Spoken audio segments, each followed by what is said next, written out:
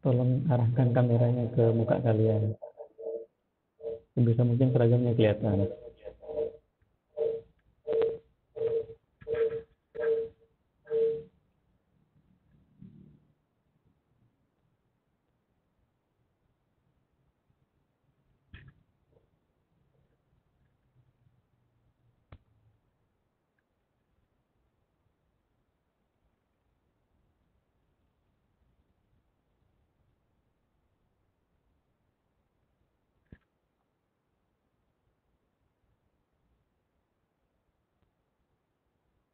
Bapak tunggu 2 menit lagi.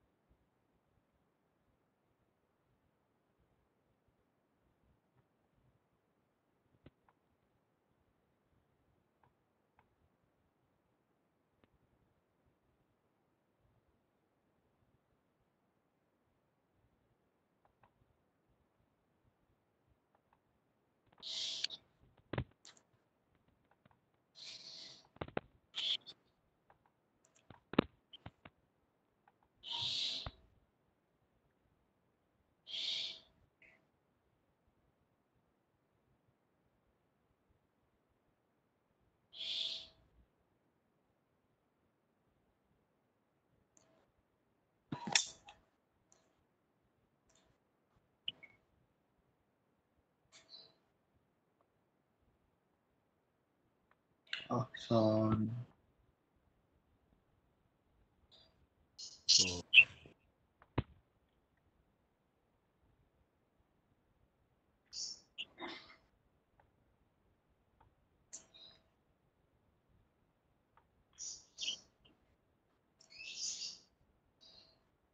Oke.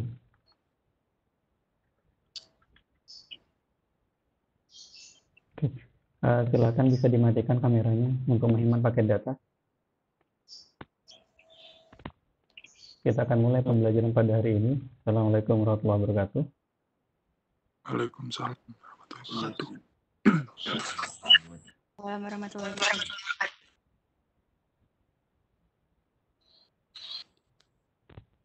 Hari ini kita akan bahas tentang diksi matematika.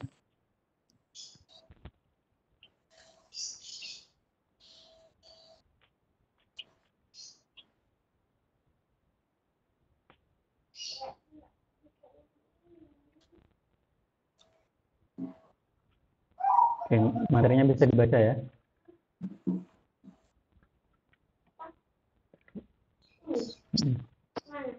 Taruh di sana. Taruh di sana. Ya, pertemuan pada hari ini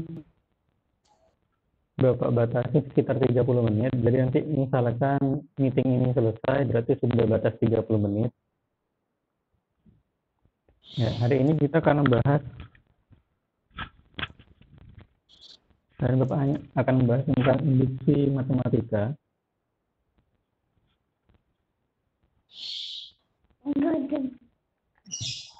Jadi dulu ya. Saya ngajar bentar ya.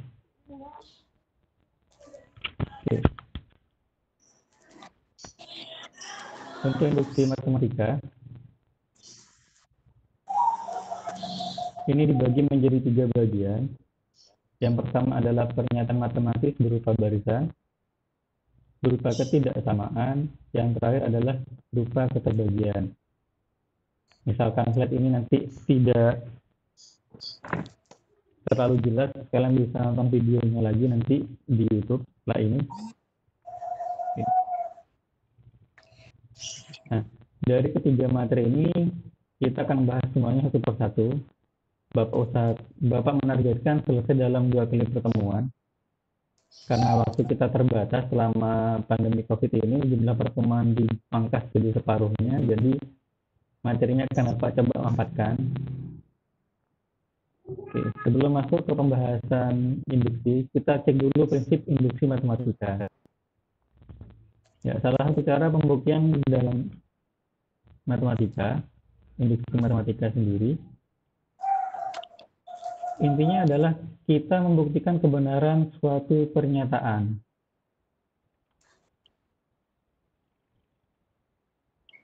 Intinya adalah ini. Ya, pembuktian suatu pernyataan. Jadi nanti di induksi matematika ini kita diberikan sebuah rumus, kita diminta menguji apakah rumus tersebut sudah benar atau tidak. Nah, untuk pembuktian induksi matematika, itu ada 3 langkah. Ini detail pembahasannya. Periksa apakah pernyataan tersebut benar untuk bilangan asli, untuk N sama dengan A sama dengan 1. Atau dikatakan nanti adalah P dalam kurung A itu benar. Artinya ada sebuah rumus, jika A-nya itu kita ganti dengan angka 1, hasilnya adalah benar. Buktinya. Misalkan pernyataan tersebut benar untuk N sama dengan K. Maksudnya adalah, jadi setelah kita nanti buktikan untuk N sama dengan A itu sama dengan 1 adalah benar, maka pernyataan berikutnya adalah untuk N sama dengan K ini kita anggap juga benar. Kemudian yang terakhir kita akan mengecek juga untuk N sama dengan K plus 1. Apakah pernyataannya juga benar? Nah, jika semuanya benar untuk ketiga langkah tersebut, berarti sebuah pernyataan atau rumus tersebut kita nyatakan benar secara induksi matematika. Nah, jadi ini untuk pembahasannya. Jadi untuk nomor 1 dan nomor 2, pernyataan tersebut benar untuk semua bilangan asli N. Yang nomor 1 ini disebut dengan basis, sedangkan yang nomor 2 disebut dengan langkah induksi. Nah, yang dicek seperti yang sudah Bapak beri tanda adalah N sama dengan A atau sama dengan 1, bisa N sama dengan K, yang terakhir adalah N sama dengan K plus 1. Ini adalah pernyataan wajib yang harus kalian cek. Oke, pembuktian induksi matematika. Jadi, pembuktian induksi matematika harus melakukan 2 langkah, yaitu langkah basis yang tadi Bapak tandai di N sama dengan A sama dengan 1. Ini harus benar. Nah, untuk langkah basis, ini jika ada syarat khusus pada soal, misalkan nanti buktikan sebuah rumus untuk A lebih besar dari 2. Berarti nanti nilai A-nya kita mulai dari berapa?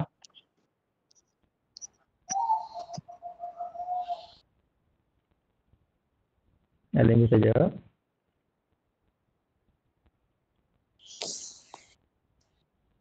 Jika A lebih dari 2, berarti nanti nilai A-nya kita menggunakan berapa?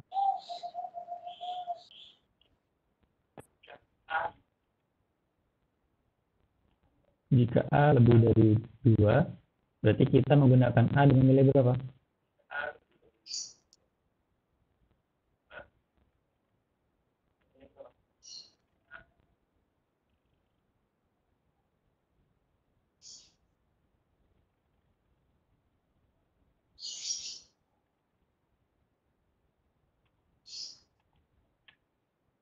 Misal ada soal itu A-nya lebih dari 2.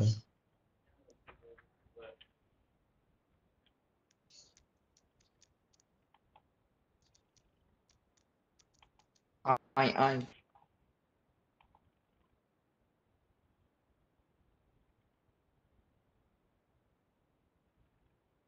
A-nya dimulai dengan angka berapa? Kalau A-nya lebih dari 2?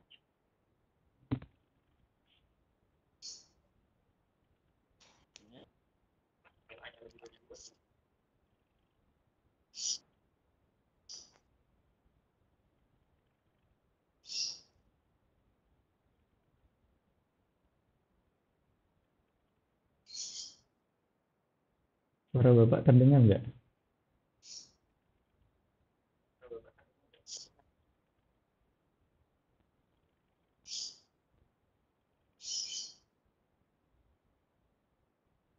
Oke, kita ini saja. Jadi nanti misalkan ada A, itu ada syarat A lebih dari 2, berarti kita bisa memulai nilai A-nya dari 3.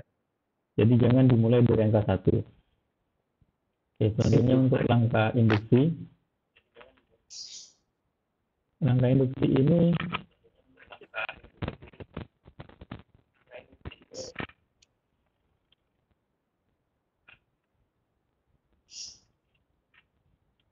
ada 2 langkah, yaitu untuk N sama dengan K, kita anggap sebagai pernyataan yang benar.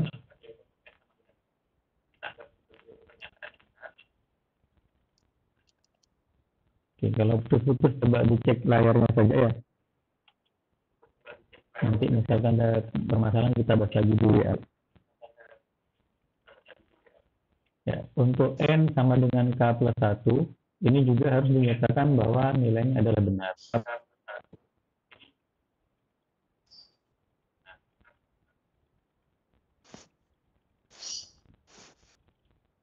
Nah, mungkin itu saja untuk masalah perkenalan induksi matematikanya dulu. Karena nanti sebelum masuk ke induksi matematika, kita sebenarnya harus membahas dulu tentang notasi sigma. Nah, untuk notasi sigma ini yang punya buku paket bisa dibuka di halaman 7 dan 8.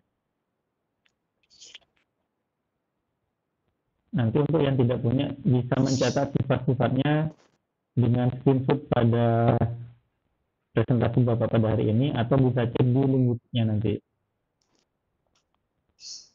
Oke. Sifat-sifat notasi sigma. Ini yang pertama. Kedua, ketiga, dan keempat. Oke. Di sini ada sigma. Ini sigma. Dimulai dengan I itu dari 1 sampai dengan batas akhirnya adalah N. Kalau UI, berarti nanti I ini kamu ganti dengan angka 1 sampai dengan angka N. Berarti U1 tambah U2 tambah U3 dan seterusnya. Sampai terakhir adalah UN. Jika sigma I sama dengan 1 untuk UI, ini sama dengan jika ada sigma, ini kan dari yang pertama pakai I.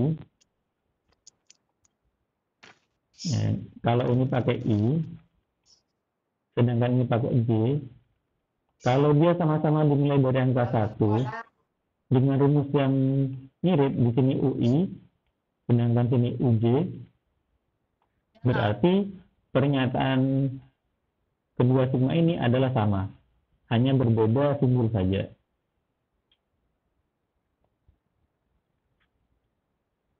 Oke, untuk sifat yang ketiga, di sini ada sigma. Ada sigma dari I sama dengan 1 sampai dengan N untuk C.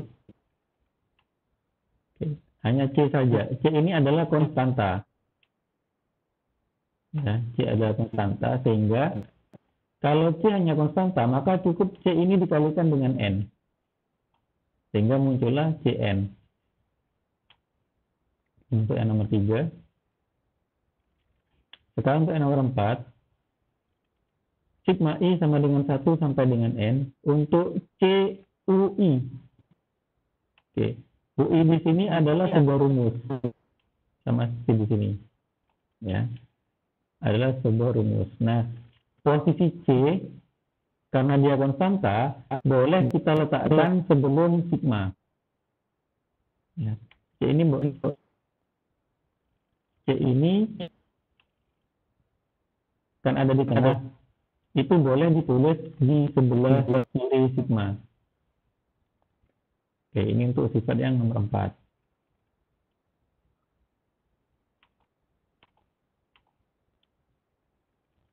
Nomor 5, 6, dan 7. Oke, di nomor 5, 6, dan 7.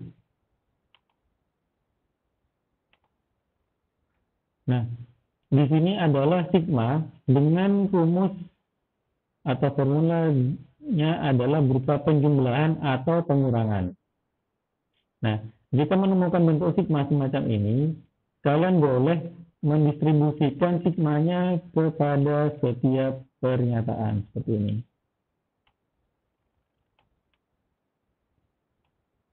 Sehingga nanti terbentuklah sigma dengan bentuk begini. Sigma untuk yang UI saja, nanti plus minus ini tergantung soal apakah penjumlahan atau pengurangan. Nanti kita ganti dengan ya, ini untuk yang warna biru.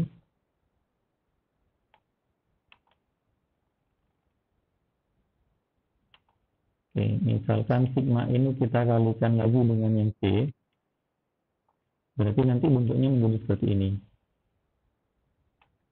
Oke, ini untuk sifat yang nomor 5. Jadi jika ada formula dalam kurung untuk plus min seperti ini, sigma ini boleh kita distribusikan seperti ini.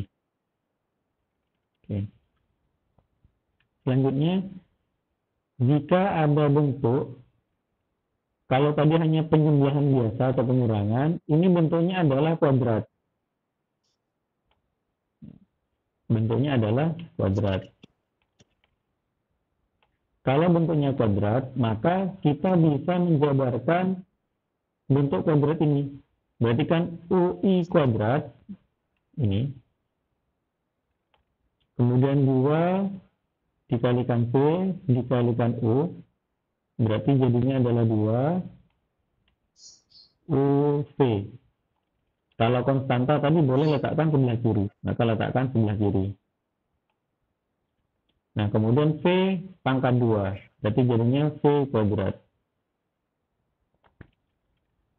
Jadi kalau menemukan bentuk kuadrat, silakan dijabarkan dulu bentuk kuadratnya, kemudian didistribusikan untuk setiap sigmanya. Ke U kuadrat, U kali V kali U, kali 2 dikali U kali V, dan juga ke V kuadrat. Oke. Sekarang pembahasan yang nomor 7. Jika ada suatu sigma, I-nya sama dengan 1 sampai N. Kemudian yang kedua adalah I sama dengan N plus 1 sampai dengan N. Maksudnya adalah jika di sini nilai N, itu misalkan di sini nilai N-nya adalah 4.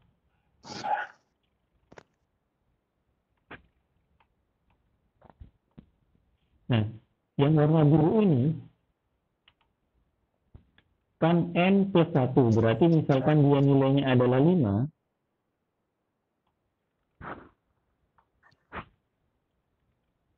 jika yang di bawah I-nya itu sama dengan 5, sedangkan di rumus sebelumnya N-nya itu bernilai 4, berarti kan di sini N plus 1 atau 5, karena 4 ditambah 1 sama dengan 5. Berarti penulisan bentuk sigmanya itu langsung saja dimulai dari I sama dengan 1.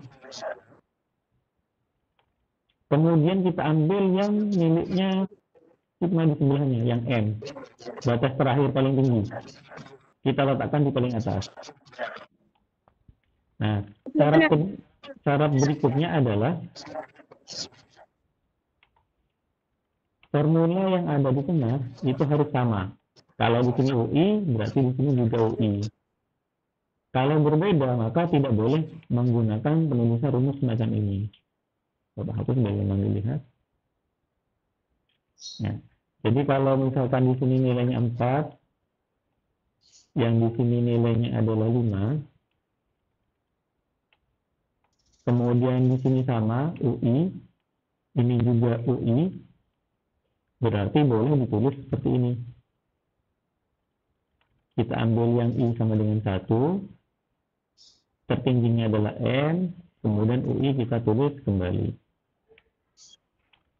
Seperti ini. Tapi syaratnya harus formulanya sama-sama UI, batas paling tingginya 4, batas terendahnya 5, atau harus beda solusi 1. Kalau sini 7, berarti sini 8. Kalau sini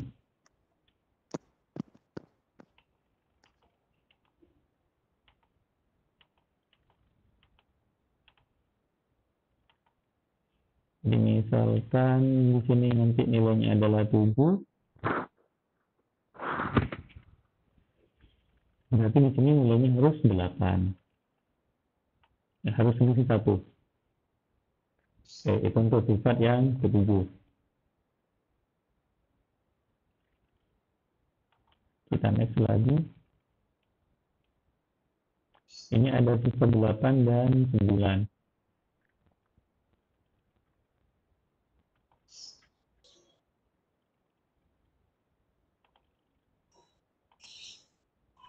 Nah, di nomor sifat ke-8 dan sifat ke-9,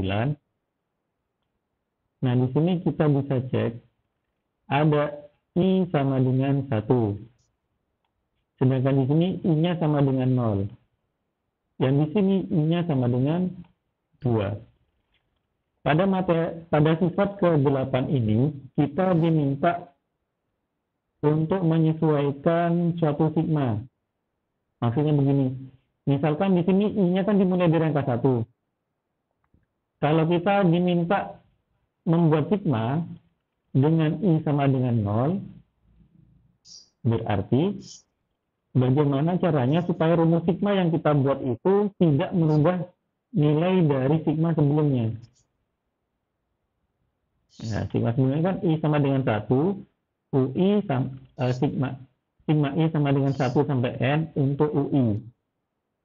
Kalau kita diminta membuat sigma yang sama, tapi dimulai I-nya sama dengan 0, berarti kalau batas bawahnya, ini kan batas bawah 1. Jadi kalau batas bawahnya itu 1, diganti dengan 0, berarti di sini kan min 1. Karena di bawah dikurangi 1, maka di atas juga dikurangi 1. Ya. Sehingga kalau di atas kita kurangi 1, berarti paling mudah I-nya di sini kita tambah dengan 1. Contoh misalkan di sini ada sigma.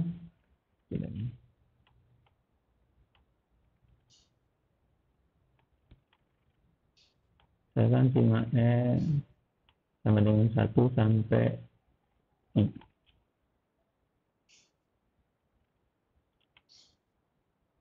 Sampai 3 untuk misalkan N saja.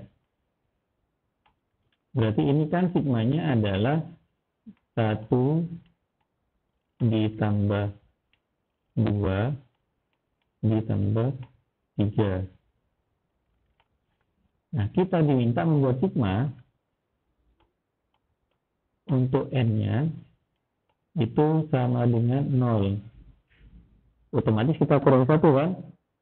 Kalau di atas 3, berarti yang di sini batas atasnya kita rubah menjadi 2 karena dikurangi 1. Ya, kalau 0, berarti jumlahkan ini kan 1, 2, dan 3. Berarti kalau kita ganti jadi 0, berarti 0, 1, dan 2.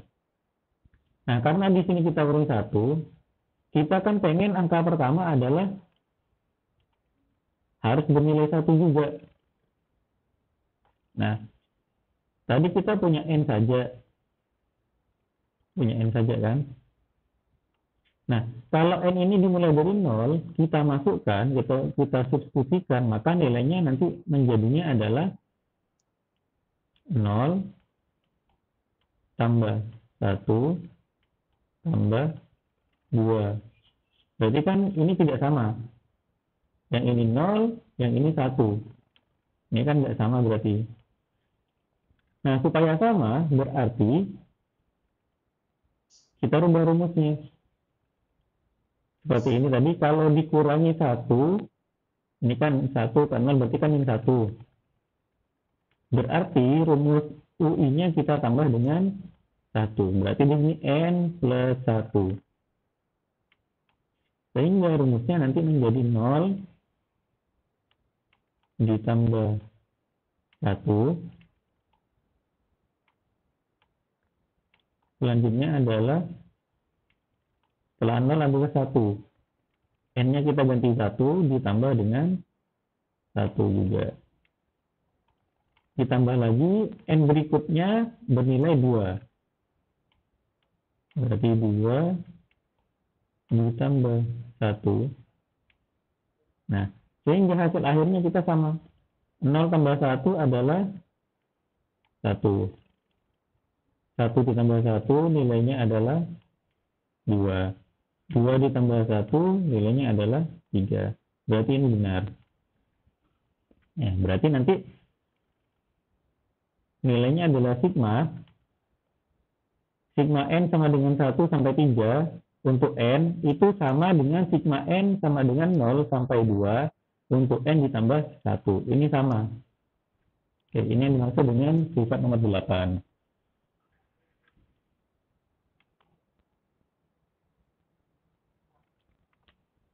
Oke, yang nomor 9 yang terakhir. I sama dengan M untuk sigma I sama dengan M sampai dengan N untuk UI. Ini sama dengan UN, di mana M adalah 1, 2, dan 3 atau disebut dengan bilangan asli. Maksudnya adalah jika ada sebuah rumus hanya berupa simbol saja,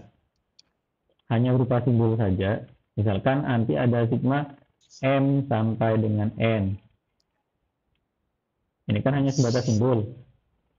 Kalau bentuk seperti ini, maka kalian boleh menuliskannya, membuat simbol tersebut menjadi UN saja pernyataannya. Jadi kalau ada soal sigma I sama dengan M sampai dengan N untuk UI sama dengan titik-titik, maka jawabannya cukup UN saja. Maka jawabannya hanya UN saja. Misalkan ada sigma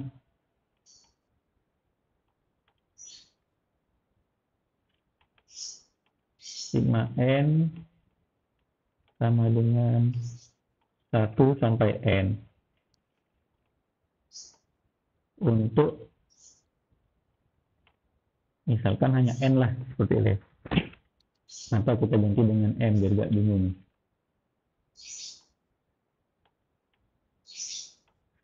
Nah, berarti ini boleh kalian tulis menjadi misalkan kalian simbolkan dengan UN saja boleh.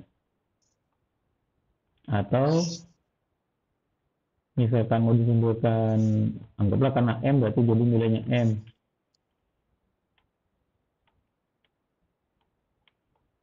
Jadi MN sepertinya boleh. Tapi secara umum jika menemukan bentuk semacam ini maka kita cukup tuliskan saja menjadi UN. Kita simbolkan menjadi UN. Tapi nanti berbeda halnya jika kalian menemukan sigma. Misalkan sama N sama dengan 1 sampai dengan N. Tapi di sini bentuknya adalah, ini biar sama. Karena bawahnya N, maka di sini juga N. Supaya gak bingung semua di atas, Bapak jelaskannya gini aja.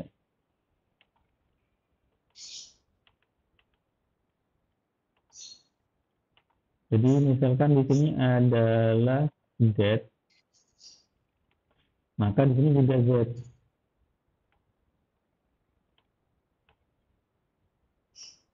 Artinya nanti huruf Z ini diganti sesuai dengan Z ini, angka 1 sampai dengan batas terakhirnya N.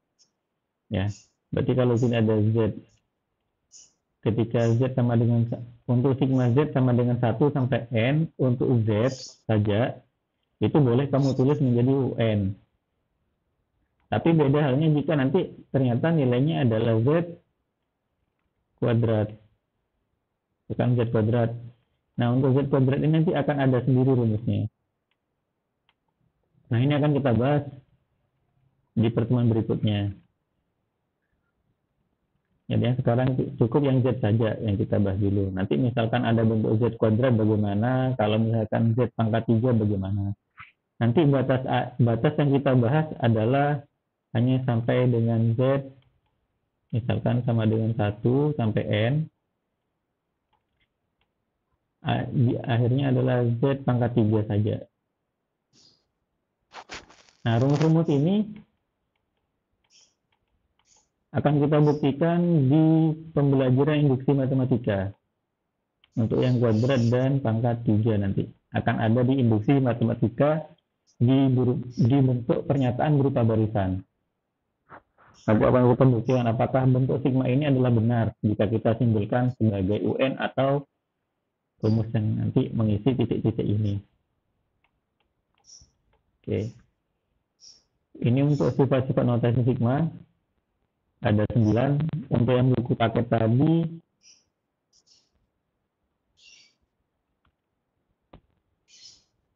bisa cek di halaman 7 dan 8. Untuk yang tidak punya buku paket, bisa mencatat seperti ini. Ya, bisa cek videonya nanti di YouTube ada, bisa kalian cek sendiri. Ada 9 seperti ini, biar sama. Kalau kita browsing atau lihat buku paket di perpus nanti tidak sama urutannya, mana yang nomor 1 sampai nomor 9. Oke. Nah, setelah ini kita akan Bapak kasih tugas. Tugas ini kalian kerjakan, kalau bisa selesai hari ini, maksimal batasnya adalah minggu depan, pertemuan berikutnya. Nah, jika sudah dicatat, silakan buatkan satu contoh untuk masing-masing sifat notasi sigma. Jadi kalian bikin contoh lagi seperti yang tadi sempat Bapak jelaskan. Nanti kalau agak ngerti bisa tanya di WA lagi.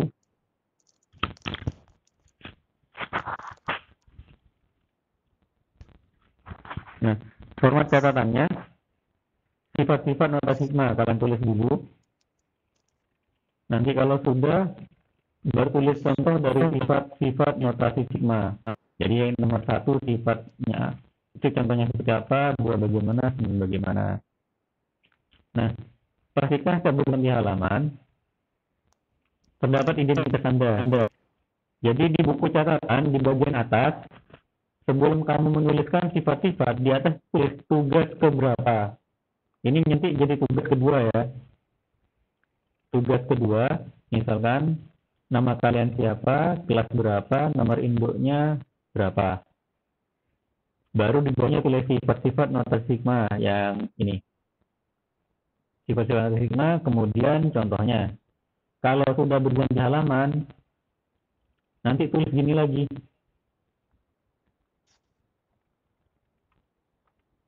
Jadi nanti kalau ini misalkan kan tugas kedua. Misalkan di halaman 1, kamu tulis seperti ini. Nah, kalau pindah ke halaman kedua, atau di baliknya halaman 1, ini ditulis lagi. Harus ditulis lagi. Seperti itu seterusnya ya. Jadi kalau misalkan buku catatan kalian itu, kalian balik, misalkan di halaman buku kan ada 1 dan 2. Buku kan bentuknya kurang lebih semacam ini. Ini kan halaman 1, halaman 2. Nah, nanti identitas di sini.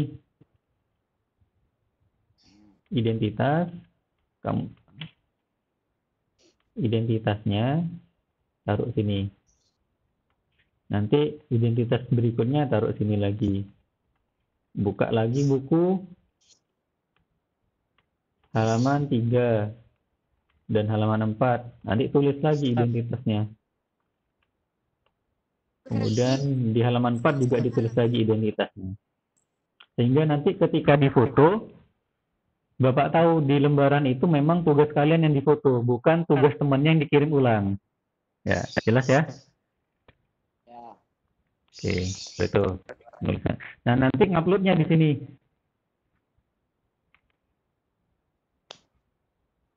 Ya, uploadnya nanti langsung buka halaman ini saja. Atau bisa potong di sinilah. s.id/up mtkw. Nah, nanti di situ tinggal upload saja di situ.